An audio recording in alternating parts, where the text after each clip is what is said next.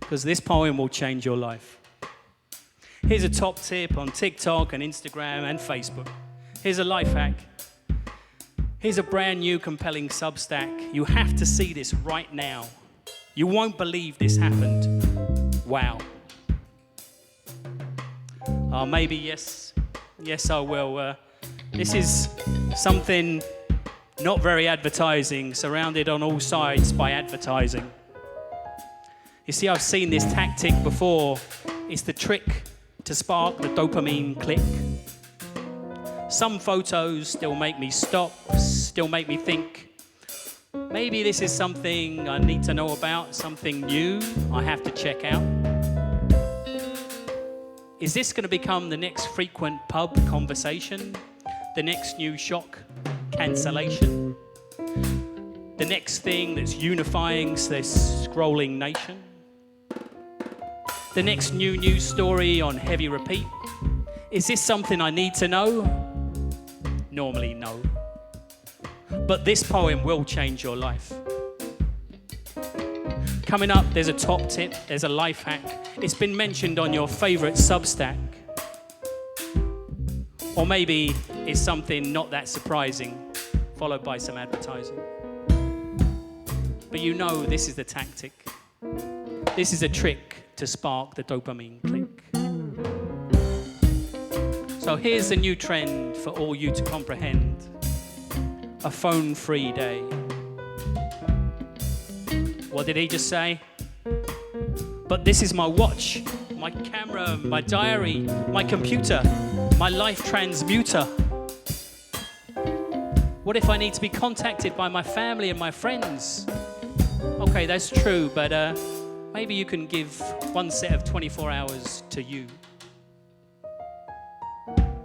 Unless you're a doctor waiting on call, there's probably nothing you have to absolutely use this for. Nothing at all. And yes, I am reading this from my phone. I love it. But there's just one question. Do I own it, or does it own me? Give yourself one set of 24 hours where you can be free. Spend it with friends, or spend it alone. Just have 24 hours without this little phone. Maybe you'll love it. Maybe you'll never do it again. But remember, any change in your life is going to take a little pain. So, 24 hours without a phone. What do you say? I think you can live without this for one day. You could be bored to death. You could be blown away. But remember, this poem will change your life. Remember, this day could be you living your best life. This could be the best day. Oh no, you see, I've been using this too much. Living my best life, what's that? It's just another internet cliche. I can live without this, maybe for one day. And also, just by the way, buy another drink down from the bar at Yellow Lane tonight. See, there's the advertising. I had to hit you with one advert. It's not that surprising. This poem will change your life. This poem, if you live without this for 24 hours, just for one day, when you could be bored or blown away, this poem, if you do this for one day, then this poem will change your life. Thank you.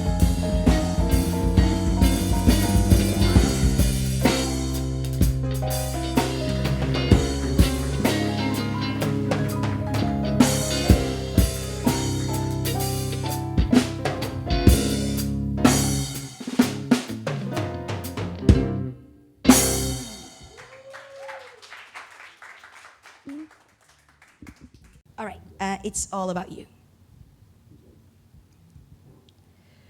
How have you been these days? Running to avoid delays? Trying to find new ways? Have you at least been getting some sun rays? Or just home, watching Netflix while munching some Lays? But guess what? It's time to change. To grow out of that box, out of that cage. Yo, but don't grow upwards, grow inwards. And stop blaming he's, hers, or they words. See, life is not about how high you can reach, but about how deep you can touch and feel. How soft you can also be, knowing that this world is becoming a sphere of steel. And love, yes, love yourself, but don't forget to love others. Love them like the mothers, fathers, sisters, and brothers. Love them by showing that the owning is all crap. It's all fake. It's time to stay honest and awake. See, society has been brainwashing us to seek for power and fade our hearts to accept weakness. That's because they don't want your uniqueness, nor your sweetness. As the light does not exist without the dark, as the yin and the yang had taught us for thousands of years, nothing evolves without tears. Simple. It's all about the balance. So bottom line, your happiness should definitely not be to live in a palace. So be humble, yo, and work hard on reading yourself. Instead of judging the others, like if everything is a novella. Yo, don't wear the shoes that don't fit you just because you want to be another Cinderella. Walk barefoot instead, and feel the edges of fur through your toes. As we all here were also born without any clothes. And accept your body as it is. Your element, your temple, your spiritual guide. So don't hide. Wake up, show up, and thrive. Be alive. So I wonder, how do you spend your days? Do you spend them asleep? Or you are still counting sheep? And if I may, how profound is that sleep? Please stop, breathe. Close your eyes and feel this heat underneath. Take the leap. Because in the end, brothers and sisters, it's all about you and all the things you can do. Thank you. Cheers. Thank you so much, guys.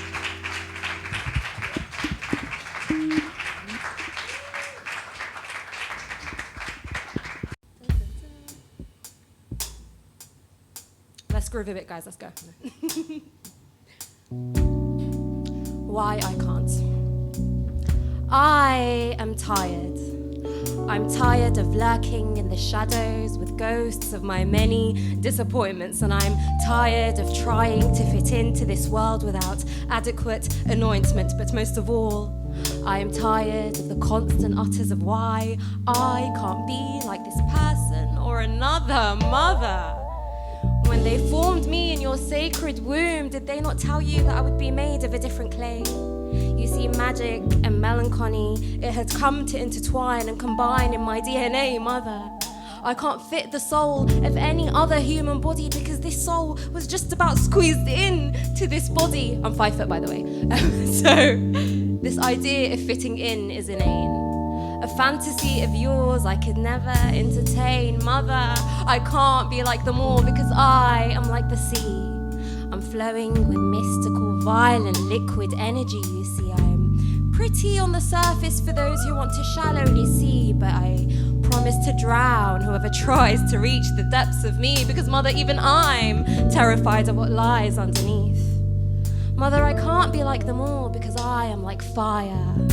I'm crackling ablaze with rage and outlandish desires, and you see I'm consumed whole by this heat, so I'll feed it whatever it requires. But truthfully, if I didn't tell you about the countless times that I fell victim to my own flames, then I'd be a damned liar. Mother, recently I've been feeling like rain, wanting to shed tears that drown civilizations to release me from this ancient pain, but instead I just find myself drenching the Egyptian cotton on my pillowcase. You see, they say this is the season to be jolly, but why is my heart singing, let it rain, let it rain, let it rain? I'm sorry I can't be like all the good girls you know.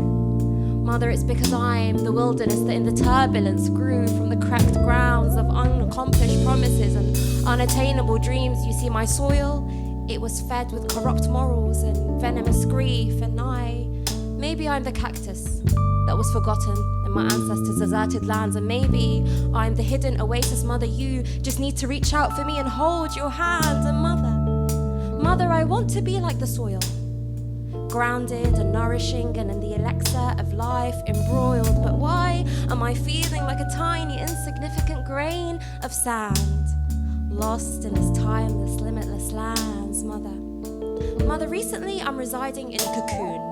I'm neither butterfly nor caterpillar, I'm just ripping and shredding and transitioning through, but you see the alluring embrace of this darkness I've taken with me to my solitude, but I promise you, I'll come out transformed and I'll be better than them all, Mother, because I'll come out better soon. Thank you very much.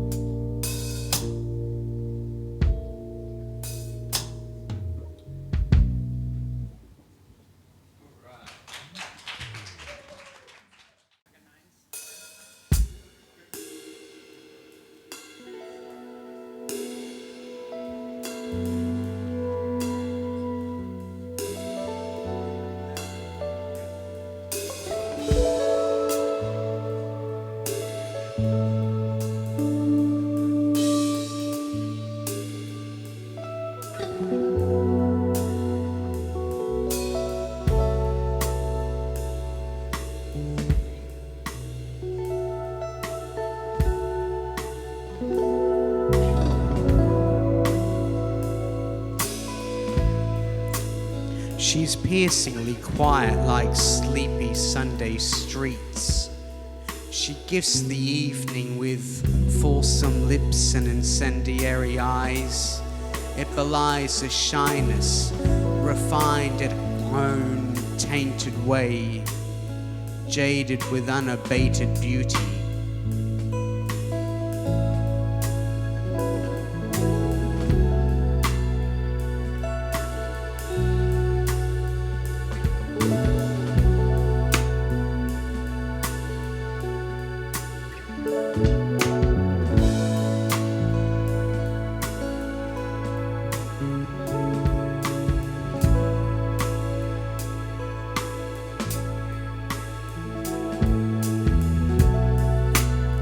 Her Arctic-like glance mistaken for mystique. With her sleek, slim figure, you'll forgive her for her distant disposition or a bitter demeanor.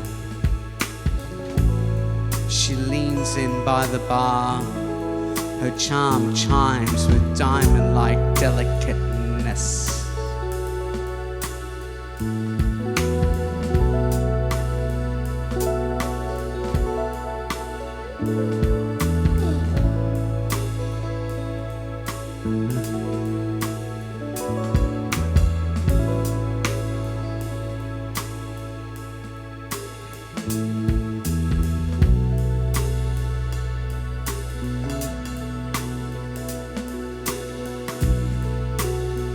Beneath her burnished complexion you sense her weariness of men and their mercenary hearts.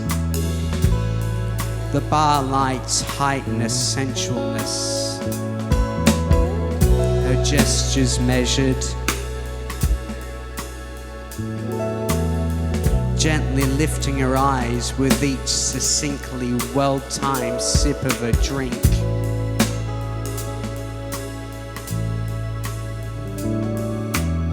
Seemingly indifferent to how her salaciousness shapes everyone's evening.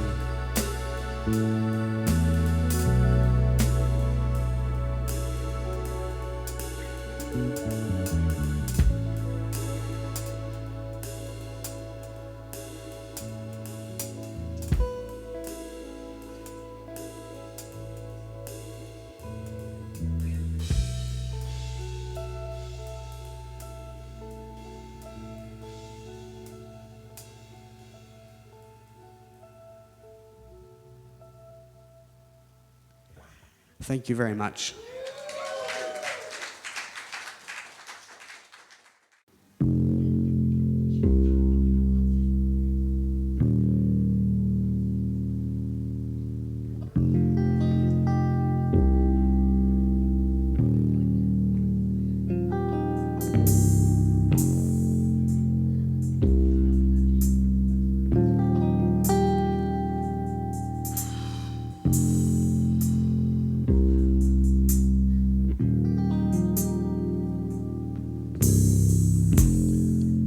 Life is cryptic.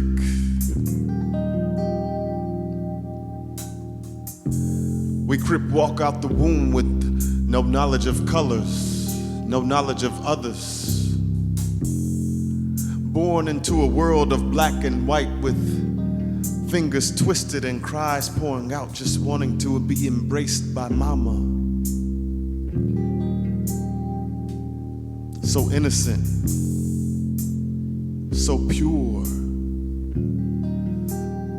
not yet tainted by teachings of false preachings that penetrate the souls of these young beings that enter to existence so perfect.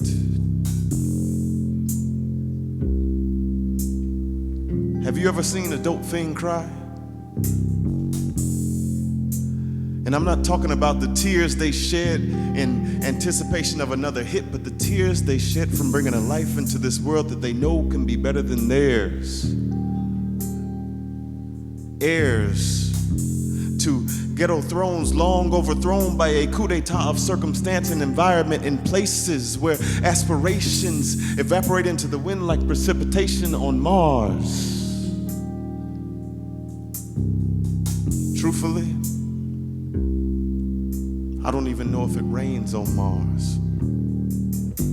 But I can imagine that if it did, little red amoeba would look up at the stars in that red Martian sky at night and think to themselves, one day, we might have it as good at birth here as they do on Earth. Not knowing that even though we are birthed into a world of black and white, the grass is not always greener on the other side.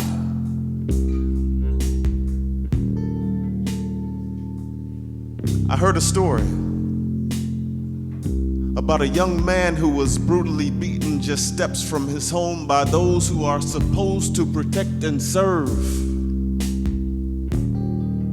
With his fingers twisted and cries pouring out, he just wanted to be embraced by his mama.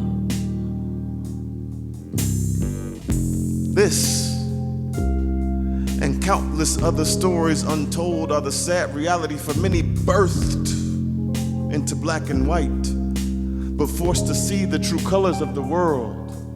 A septic system where a man can exit this world the same way that he entered. Crying, scared, dying. But is it really death if you were never alive? Life is cryptic.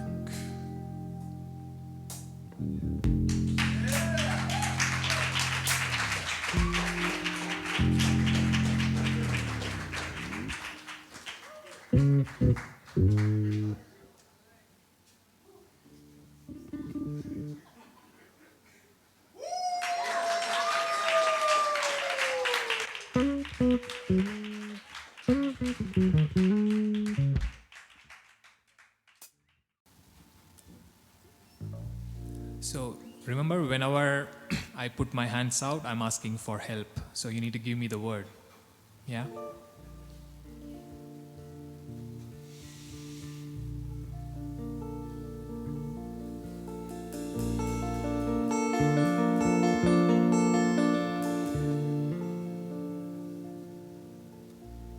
எண்ணிய முடிதல் வேண்டும், நல்லவே எண்ணல் வேண்டும். எண்ணிய முடிதல் வேண்டும், நல்லவே எண்ணல் வேண்டும். திண்ணிய நெஞ்சம் வேண்டும், தெளிந்த நல்லறிவு வேண்டும். திண்ணிய நெஞ்சம் வேண்டும், தெளிந்த நல்லறிவு வேண்டும். பண்ணிய பாவமெல்லாம் பரிதிமுன் பணியே போல நன்னிய நின்முன் நீங்கு நசிந்திடல் வேண்டும் அண்ணாய்.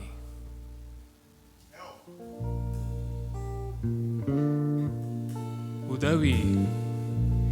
இவ்வுலகில் உதவி என்பதே ஒரு வார்த்தை, ஆனால் அவை இல்லாமல் ஏது இங்கு உதவி, இல்லாமல் ஏது இங்கு வாழ்க்கை. உதவி எனும் வார்த்தை இல்லாமல்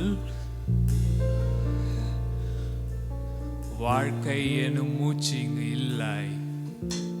இங்கு உனக்கும் எனக்கும் நமக்கும் தேவை இந்த உதவி. உதவி.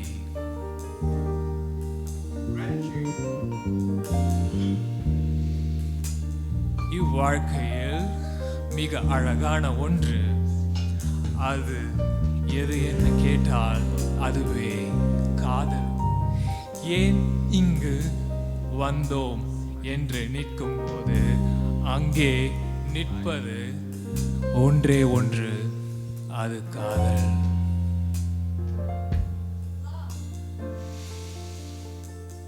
அன்பு உன் தாயிடமிருந்து வருவதோ பேரன்பு, உன் காதலியிடமிருந்து வருவதோ மிக பெரிய அன்பு. ஆனால் உன்னிடம் உள்ளதே சிறந்த அன்பு. அதே நீ அனைவருக்கும் சிதைக்கின்ற அன்பு. அதுவே இவ்வுலகில் சிறந்த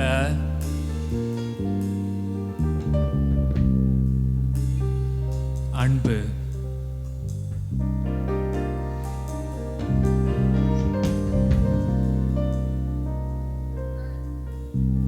பிறப்பு. பிறப்புக்கும் எல்லா உயிர்க்கும் இவ்வுலகில் வாழும் வாழ்க்கை மிகச் சிறந்தது. இப்பிறவியே இவ்வுலகில் யாது ஆகினும் அகுதே சிறந்தது.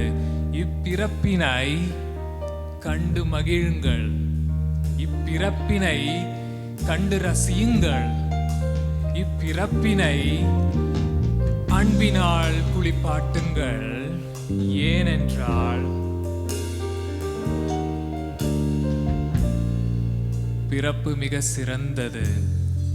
நன்றி. And that is thank you in Tamil. நன்றி.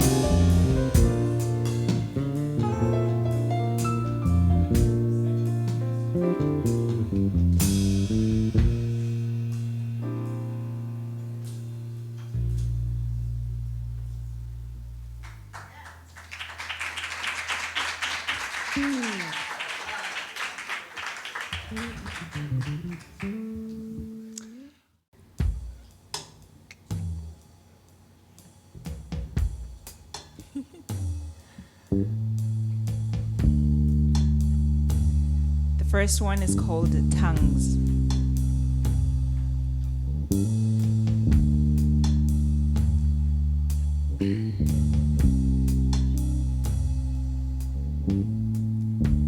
You have always been a wonder. They say when God made you, he made an instrument of your lips, put magic in your words and music in your voice.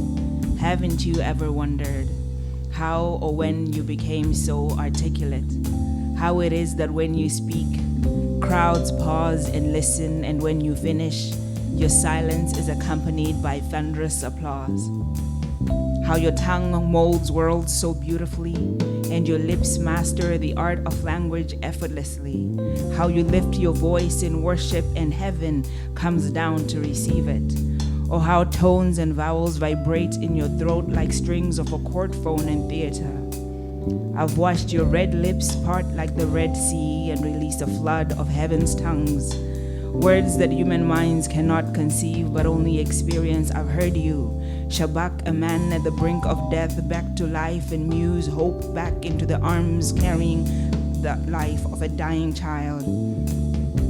They say your tongue has been touched by Yahweh, baptized in the rivers of consuming fire. They say your tongue spills mysteries of divinity, mysteries of the seven heavens and the four-faced sevens of God. And if anointing was a myth, your lips are the evidence of his grace. I cannot help but wonder, if your tongue was made for miracles, couldn't you spare a few words for me? Could you muse the fainting child in me back to life? Shabak my insecurities into pillars. Tell this child kind words, any words. Release me from this cage, where I've jumped through hoops, tumbled over my head and rolled on my belly, chased my tail in endless cycles for you, for your validation, for your affection. Just say something. Light the path of the child crawling in the place where women are dancing. Thank you.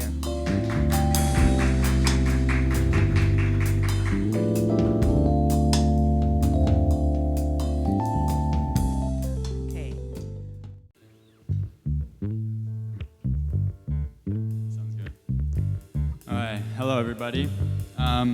So this is the first time I've ever performed my poetry in front of more than an audience of one. So I'm really nervous, but I'm also leaving Bangkok in 3 days forever, so fuck it. Here goes. This is called 6 Hours in an Ocean.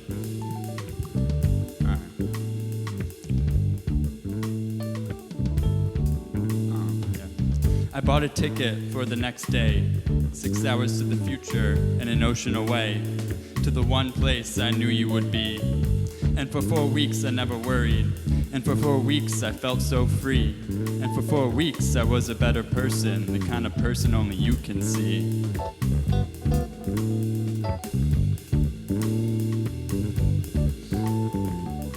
But we were on our separate paths, you being from the future and me being in the past, that those 6 hours in an ocean ensured that we would never last. But in this future's past, I changed my mind. All my past futures shifting in time. You taught me how to stack in a line, my heart with my head, with the stars in the sky. So we contorted our bodies into fine art. The start of the seas parting to pass. All of our love, please make this last.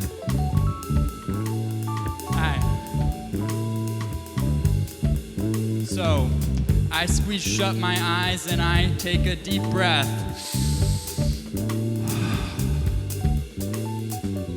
Blessed are the birds who soar for the sky, but I'm stuck on the ground. So is this a goodbye? I began to shake beneath all the weight, but then we found a stillness. You began to levitate, and I knew we can't sustain this. We spoke about the future, then you slipped into the sun, arresting all of our motion. The gravity here was gone. And after all of that commotion, our work here was done. So I flew back 6 hours in an ocean, countervailing the cosmic order, the pain that will become, as I return to the source, the mother, so that I may learn to be my own lover once again. Thank you.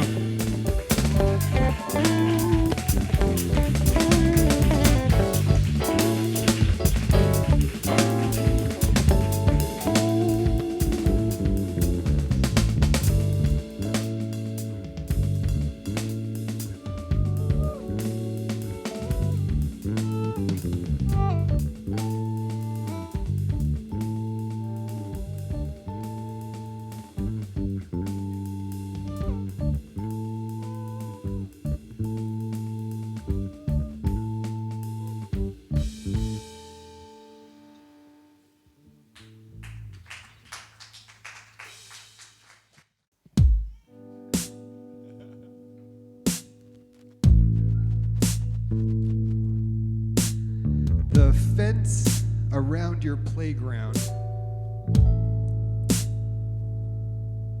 provides a measured sense of safety. See, everything inside this fence is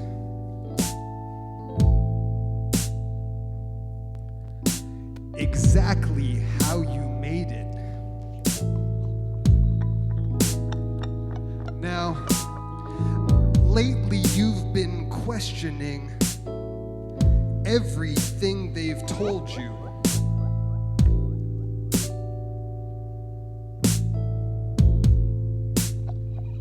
Like they're pushing you to take chances and just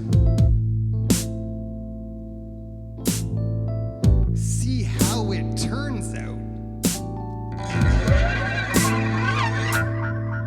You know that candles lit on both ends really tend to burn out. Now, the slide inside your playground provides a certain sense of order,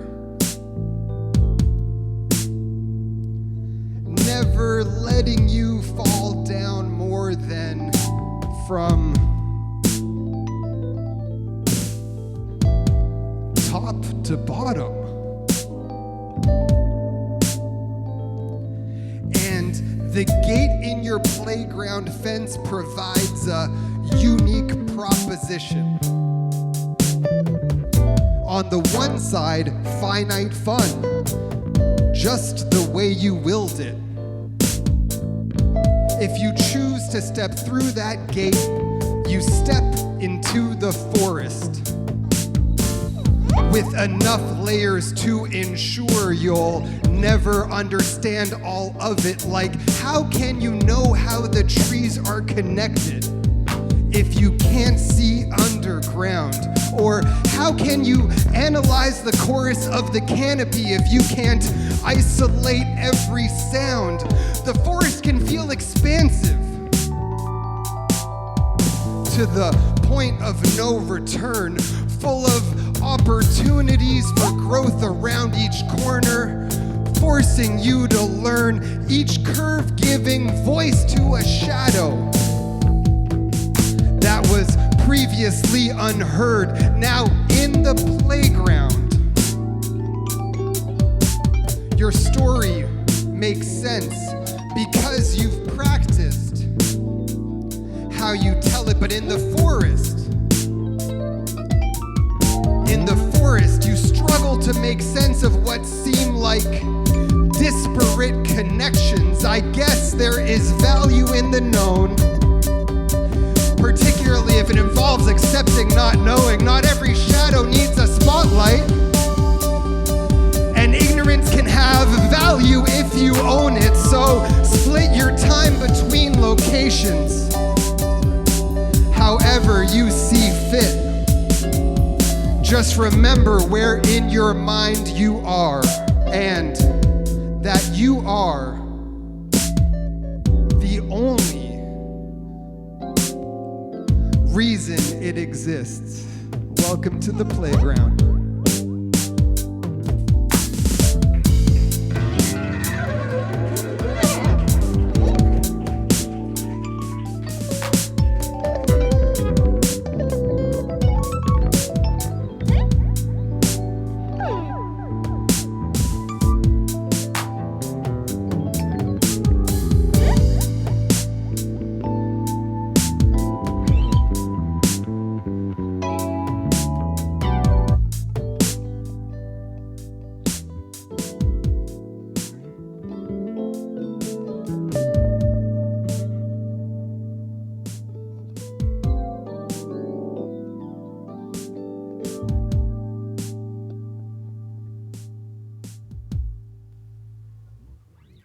I wish so much I could grab my negative voice and my inner critic by the scruff of their necks, one in each fist, and fling them elsewhere, far, far across the globe. One here, and one over there.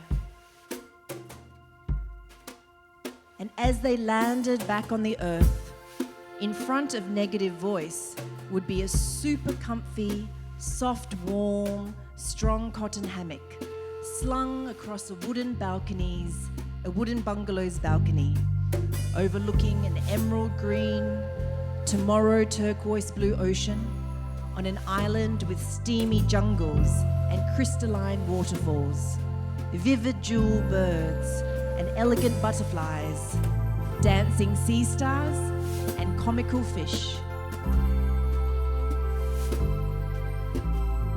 Negative voice will be offered dozens of delicious lip-smacking delicacies, beautifully bubbled champagne and earthy, mouth-watering red wines. He would slumber amongst comforting pillows, tucked in and safe. Bone-weary aches and decades-old pains dissolving like fine, creamy sand, drifting out with the tide into stormy, violet ocean. Dreams from decades ago would drift past negative voice. And usually, it would shutter up its soul, seal in its spirit, and such dreams could never seep in. But that night, as it rested in expansive peace for the first time in a generation, negative voice breathed in deeply and with its heart. Its heart then blossomed into kaleidoscopic colors. The rusted locks sprang open, and its soul and spirit tumbled out into the listening, crisp evening air. And these dreams gently embraced negative voice, and inspiration and aspiration returns.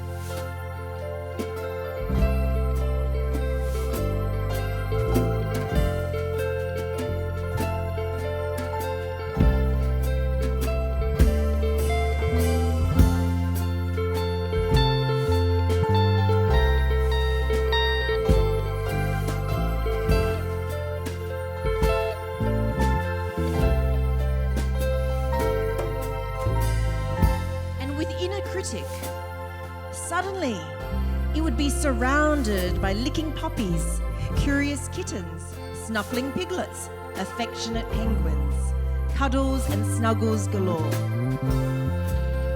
In front of inner critic, it sees a hexagonal hut of bamboo and incense, where it would stretch out its limbs, eased by languorous oil massages, moisturizing facials, and hour-long head rubs. Awaking, inner critic would stand up and yawn and peer around, and it would wander, explore and play. It would learn to juggle 5, no 6 balls, tap dance with a top hat and a cane, skip as lightly as a clown, teeter wildly on the tightrope, then soar like an Olympian, plunging deep into a freshwater pool, twisting through a secret tunnel and emerge in an underground cave with sparkling stalagmites.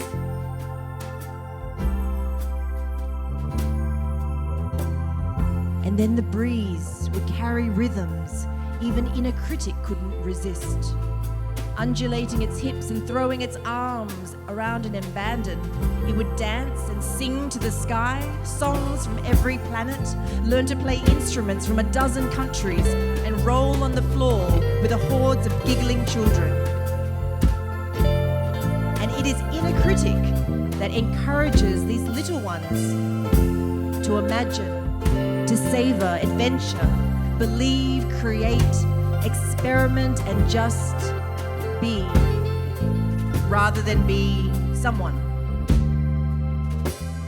Just be.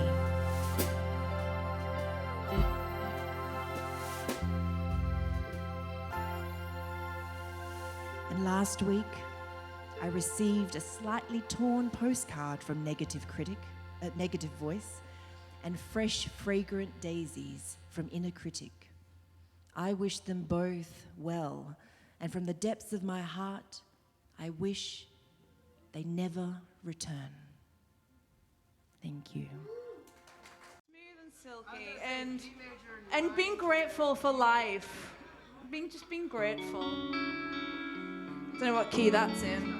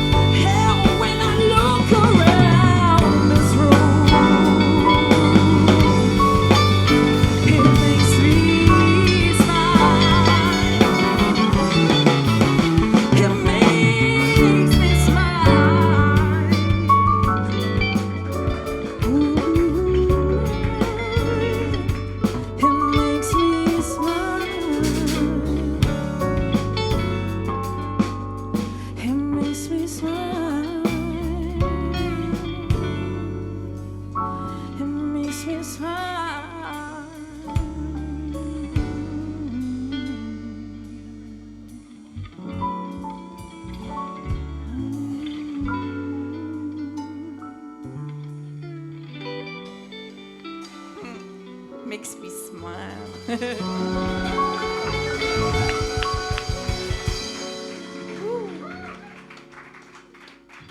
Thank you. Oh God, I love you guys. You're fucking great. Everybody great. You're all great. Yeah, that was fun. Do you guys mind if I do a poem? Is that okay? I don't want to be like that guy, you know what I mean?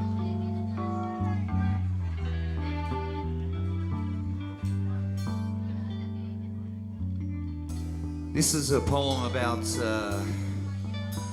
falling in love with art in Tokyo.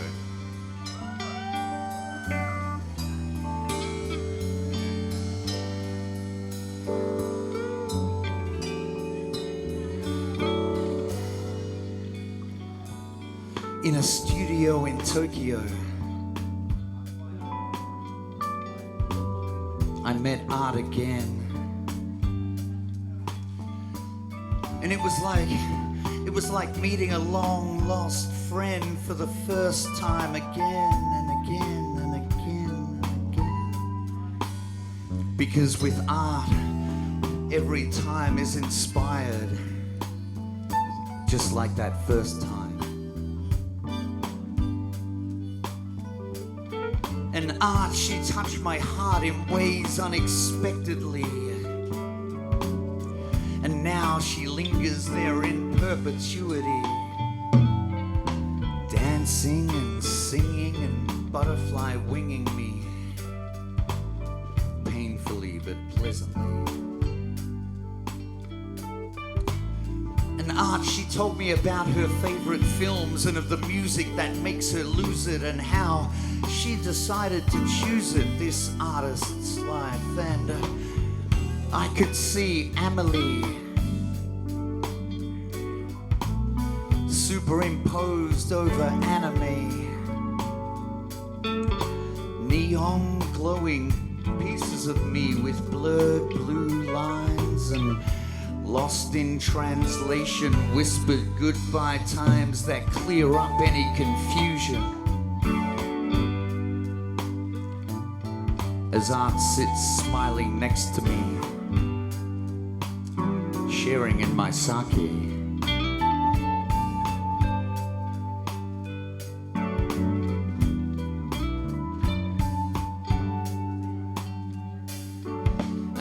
And I felt the bioelectric pulse then spark as art led me by the hand through the after dark lit streets of Shinjuku's Golden Guy.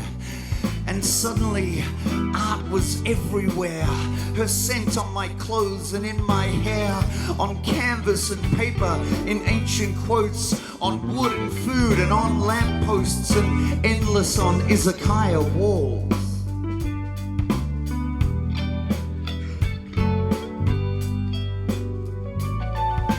Art spoke silently through humanity's worldview, and through art's eyes I saw a more beautiful version of myself and of all of you.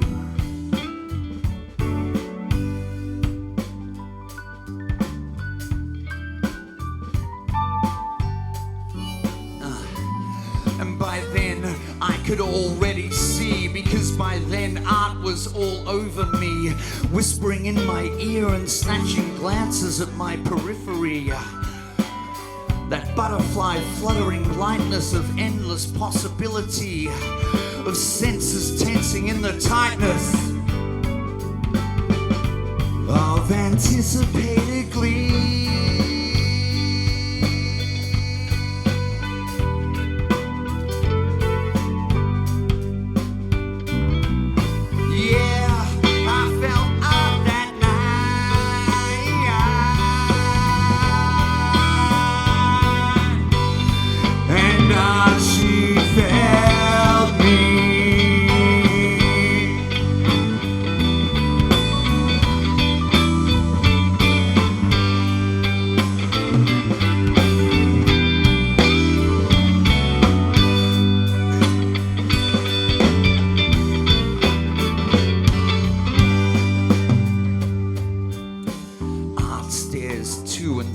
me, and I imagine her fighting with her past and joy emerging from moments that were previously sparse as she dances ecstatic improvisation on the grass stage of Minami Ikebukuro Park. And I want to make art make me see through her eyes, to filter my senses from her size, to be with those who know, who believe that art lives in the heart and she is worn on the sleeve.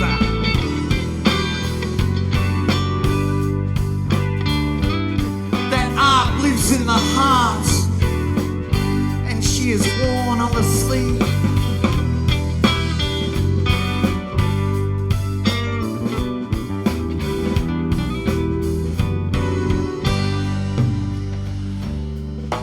Even though I left art standing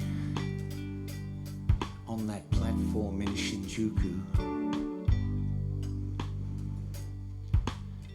our meeting reminded me of the most real of real truths.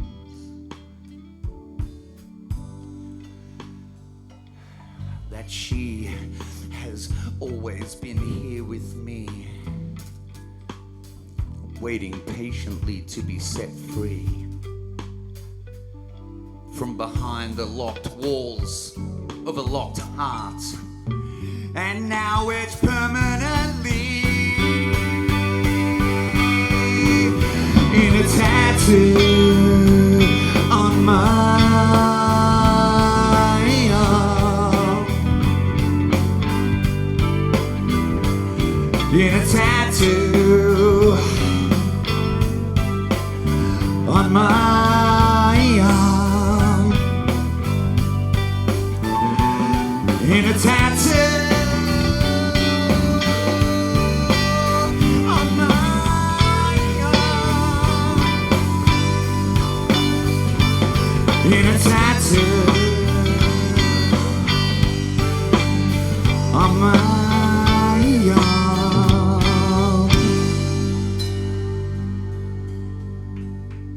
Thank you very much.